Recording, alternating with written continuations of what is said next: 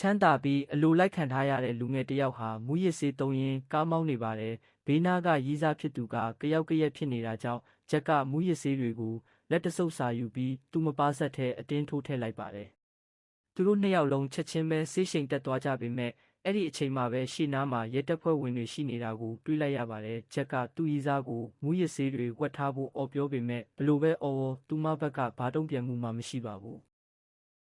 အဲ့ဒီတော့မှသူ့ရည်းစားတေဆုံးသွားပြီဆိုတာကိုဂျက်သိလိုက်ရပါတယ်။သူဟာအလောင်းကိုမတ်မတ်လေးဖြစ်အောင်အမြန်ပြင်ပြီးရဲအရာရှိစီကားမောင်းသွားလိုက်ပါတယ်။သူ့ရည်းစားကမူပြီးအိပ်ပျော်နေတာလို့လိန်ပြောခဲ့ပေမဲ့ရဲအရာရှိကတော့ကားပေါ်ကဆင်းပြီးမှတ်ပုံတင်ပြဖို့ပြောခဲ့ပါတယ်။ဂျက်ဟာပြတလဲနဲ့ကားလီဘာကိုနင်းချလိုက်ပြီးရဲအရာရှိတယောက်ကိုတိုက်ကာခင်းဖြစ်ရာကနေမောင်းပြေးပါတော့တယ်။ရဲတွေကနောက်ကနေအမြန်လိုက်လာကြပေမဲ့နောက်တစ်စက္ကန့်မှာပဲဂျက်ကတနက်ထုတ်ပြီးရန်တမ်းပစ်ခတ်ပါတော့တယ်။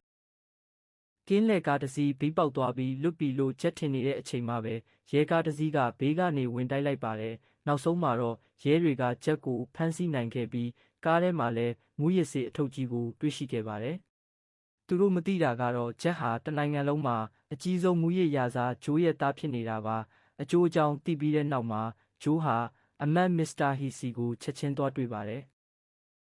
ဒီကိစ္စကိုဖြေရှင်းပေးဖို့အကူအညီတောင်းပေမဲ့အမတ်ကတော့ဖြစ်စဉ်ကပြင်းထန်လွန်းတာကြောင့်သူဝင်မပါနိုင်ဘူးလို့ညင်းလိုက်ပါတယ်။ဒေါသထွက်သွားတဲ့ဂျိုးဟာဒီအမှုကိုတာဝန်ယူထားတဲ့ရဲအရာရှိကိုပညာပေးဖို့သူ့လူတွေကိုစေလွှတ်လိုက်ပါတယ်။နောက်2ရက်အကြာဂျက်ကိုရုံးထုတ်ဖို့ခေါ်ဆောင်သွားချိန်မှာတော့ဂျိုးဟာလမ်းခုလက်မှာရဲရင်တန်းကိုကြားဖြတ်တိုက်ခိုက်ဖို့ကြေးစားစစ်သားအုပ်စုကြီးကိုစီစဉ်ထားပါတော့တယ်